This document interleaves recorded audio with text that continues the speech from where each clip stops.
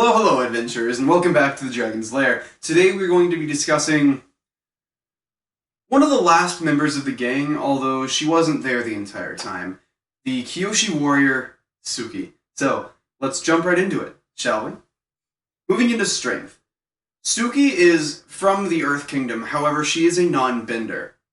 Because she's from the Earth Kingdom, her strength modifier is going to be relatively high, but because she's a non-bender, I'm going to put it as not quite as high as someone who is a main earthbender. Pairing that with spoiler alert 3, 2, 1. Pairing the fact that she is from the Earth Kingdom and would be at least relatively strong from being in proximity to a bunch of people from a similar stature her entire life. Pairing that with the fact that she is a master warrior for the Kyoshi fighting style. Technically called Tessenjutsu, but, you know. I didn't know that. Yeah, it's fighting with fans. It's yeah, that's what it's called.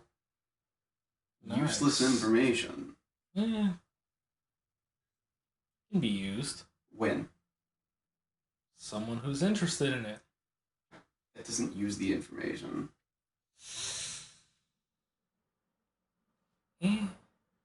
Information, knowledge, power. Yeah. What are you, a wizard? Only on Tuesdays. What are you the other 6 days of the week? Don't answer that. Moving on. Yes, so given her fighting style, the Kyoshi warrior fighting style, you're going to need a little bit of strength to use your opponent's energy against them, as she puts it, but it's not going to be your main stat. So given all of this together, I'm going to put her strength at a modest 14 to 16, with something like 18 not being entirely out of the question. Moving into dexterity. She's going to be a little more dexterous, right?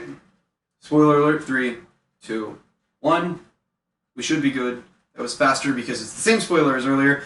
The fighting style is using their opponent's energy against them, and that's going to take a lot of dexterity to be able to move around quickly and shift your weight and your stance, essentially, to be able to transfer energy as fast as you need to beat someone with it, essentially.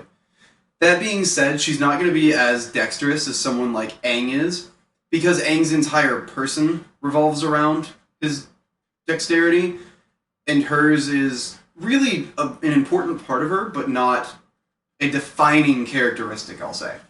So because of that, I'm going to say 16 to 18, with 20 not being out of the question for her dexterity score. Moving into Constitution.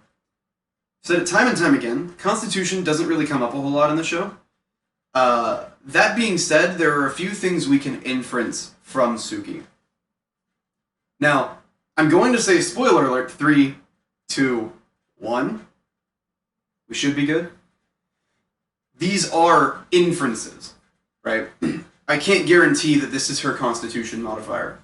We don't really know a whole lot, especially given the fact that she wasn't with the gang as often as someone like Aang, you know, the main character. But here goes.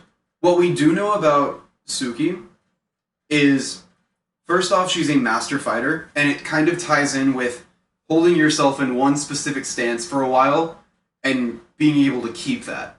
That draws on more than just dexterity or strength. But beyond that, we know she was in the Boiling Rock, which for reference was the Fire Nation prison that was reserved for, like, enemy number 1 of the Fire Nation sort of thing. Like, bad. Like, serious enemies of the Fire Nation. Which was a volcanic island in the middle of a boiling lake. That's what the Boiling Rock was, aptly named. Now, I don't know if you've ever been around boiling water, but it's pretty hot. One might say boiling. So... Pretty hardcore. Yeah. We know Suki was there for more than a week. We don't know exactly how long, or at least I couldn't find it anywhere. But we know it was more than a week. Anywhere between a week to or more than a week to a couple months at most. So, given the fact that someone from the Earth Kingdom was surrounded by boiling water for longer than a week at constant time, like for a constant, you're gonna need a pretty solid constitution to be able to withstand that, right? Now, the only way that that could have been any easier for her is if she had been a firebender and was able to control the air temperature around her, although firebenders can't necessarily cool it all that much, unless fire is cooler than the temperature around them. Yeah, they'd probably make it hotter, but What they can do, though, is they're used to bending the heat energy for their entire life, so it's going to be a little easier. Mhm. Suki didn't have that. They're more used to temperatures because that's what they use. Yeah, they're around it all the time. And Suki didn't have that. The only hope she had for a cooler temperature was the cooler, but that was reserved for people that had decided to firebend against prison rule. Mhm.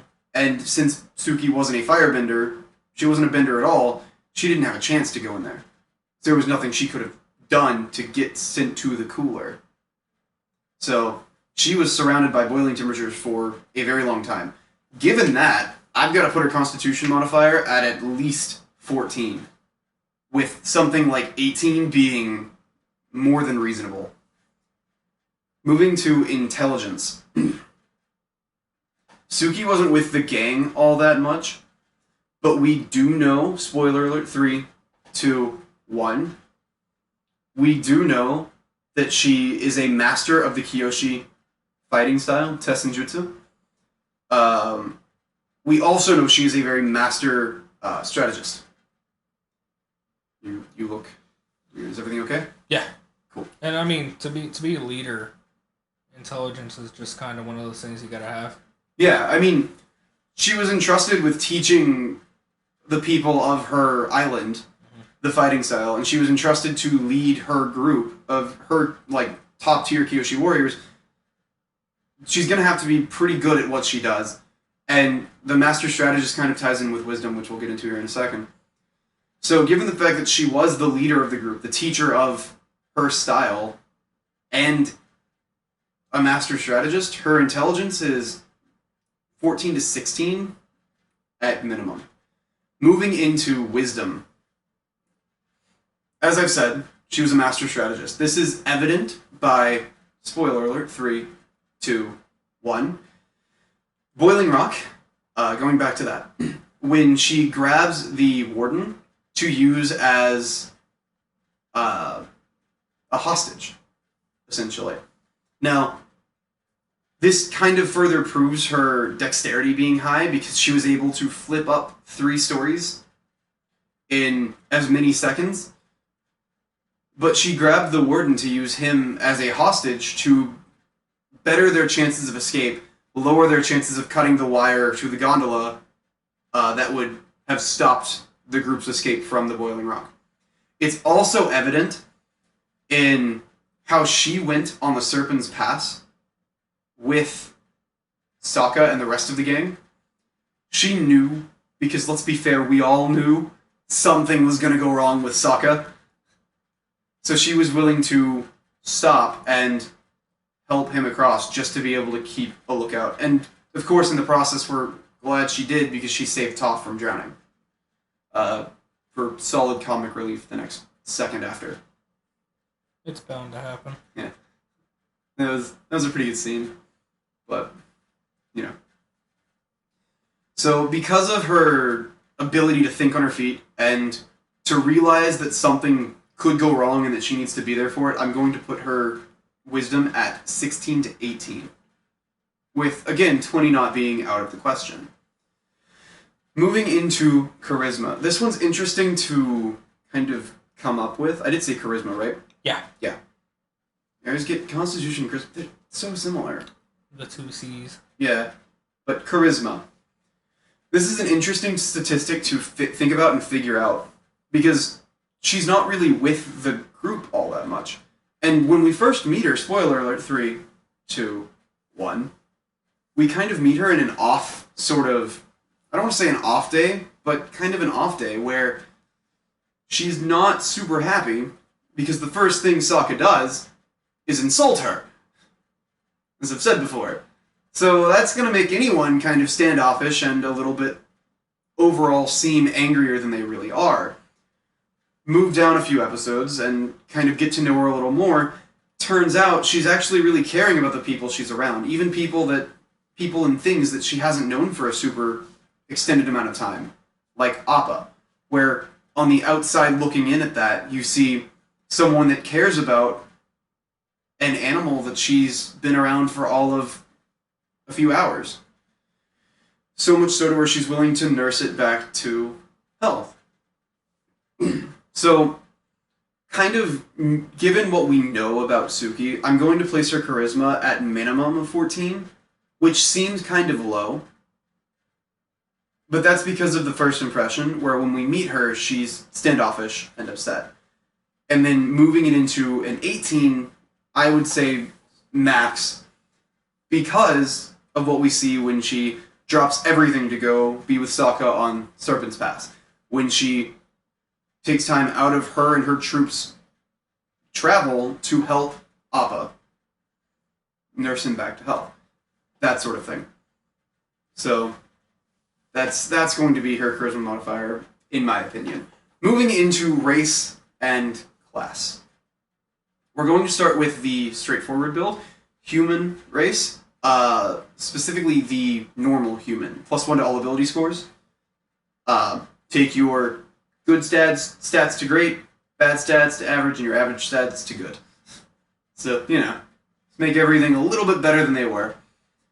Moving into class. I chose Fighter for all 20 levels. Specifically, the Samurai Fighter, I do believe. Yes, indeed. Samurai? Okay, cool. So, this makes sense with Suki because that's about trading accuracy for swiftness, dropping advantage to get an extra attack, which is advantage, it just maximizes your potential damage output. If you really think about it, it's just having a third attack equals 2 attacks with more damage. Mm-hmm. If you hit. That's the problem. Which is it's a good thing that's a choice. You don't have to drop advantage for an extra attack. And then at 18th level, the reason I stuck around was because you can just straight up avoid death. You essentially, if something were to drop you to 0 hit points but not outright kill you, you can pause combat, take an extra turn immediately, which means if you have some sort of healing ability, like a potion or even a spell, if you were to multi-class to get some sort of healing spells, but I wouldn't recommend because this is an 18th level ability, so wouldn't do that. Just keep healing potions on you. You can drink those up and people just can't kill you. I will look this up, but I don't believe that's a limited time thing as well. I think you can do that infinitely. Do I have anything written there? Doesn't say anything. I'll look that up and it'll be in the description below just to make sure that I'm entirely correct on that. But from what I recall, it's just hey, you get to do this now. Which could use a little balancing, in my opinion. Maybe a little bit. Yeah. Moving into conceptual build, we're starting off with a race. Tabaxi makes sense. I know this was a little jarring to hear, but think about it. Tabaxi gain proficiency in perception and stealth, 2 things that Suki is relatively good at. They also gain a climbing speed of 20 feet, which is really kind of reflective of the Boiling Rock episode, as previously mentioned. So it kind of works. Along with that, Earth Ganassi is kind of obvious.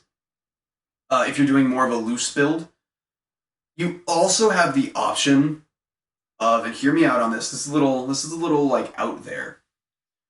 Furbolg kind of makes sense, even if only for the ability to like kind of talk with nature and chill with nature. If you're doing more of a nature-based build for Suki, but aside from that, there's not a whole lot that fits with Furbolg. Nothing that stops the 2 of them from going together, but nothing that stands out as like this is the perfect race for Suki. Moving into the conceptual build class, I went with Barbarian, specifically Path of the Ancestral Guardian. What this does is it keeps up with the Kyoshi warriors and their whole fighting, just like them, what the Kyoshi's warriors were, what they were created for, what they stand for. And it also helps Suki to lower the damage she takes, as well as the damage as those around her take. And at later levels, be able to deal more damage to her enemies. So it's really useful and really cool, and the entire time it just kind of fits with the Kyoshi warriors and what they do. There are a few things that are a little more less canonical and more D&D based, but it still fits. Nothing really seems to take it and just go out wild and have nothing to do with the show anymore. It all kind of... It wasn't based around the show, but it feels like it works well. They go well together. Neither of them cancels anything out with each other, which is kind of interesting for the conceptual build. This was probably one of the easiest times I've had with a conceptual build because they just go well together. Moving into backstory, Suki was born and raised on Kyoshi Island. The backstory of which is actually really interesting, but that's not for today. So, she was born and raised on Kyoshi Island and trained in the art of Tetsunjutsu, fighting with fans. As the oldest, she was entrusted with teaching the younger members of the island and leading her troop of elite warriors, the Kyoshi warriors. When the Fire Nation burned down her town, she decided to take her other Kyoshi warriors, go with them, and to help stop the war. Moving into the items, there is the Fan of Fighting. Now, this was created by me for her. And essentially what this is a fighter's weapon, so it's finesse and light, because it kind of works with dexterity as well. Could work with strength, also works with dexterity. And it deals 1d6 normal slashing damage. Then you have the ability to take it, and for every attack you forego, you can gain a +1 bonus to AC. Extra properties could include something like a little bit of extra cold damage, wind, or the ability to cast spells using the fans, like Gust of Wind. Some sort of air-based spell. Or theoretically, because it's from the Earth Kingdom, you could do some Earth-based spells as well. That could make sense. Limitations include a lower amount of cold damage, so instead of an extra d6, which would be my general go-to, you could do a d4, if you felt so inclined. Or you could do, charges for these spells. So 3 gusts of wind per day, or if you were going to do an earth spell of your choice, whatever that may be. A limited number of those. An extra side property, this is kind of a side note. There could be a side property to where if you put 2 shields together, or 2 fans together rather, on opposite sides, they could form a +1 shield. Like +1 AC shield. That's your call as the DM. Moving into the armor, this is more ritualistic. So it could give an extra bonus to AC, DM's decision. It could also... You okay? It could also give... Sorry, if used in a group setting, could give a bonus to intimidation. It could be used to gain favor of a patron, if applicable. So like if instead of barbarian, you chose something like cleric or paladin. Player's call, I guess. And then DM's call on top of that. And then if in the right setting, it could be used, theoretically, as a... Camouflage, thank you. So, but again, all of that is the DM's choice. It's just an idea.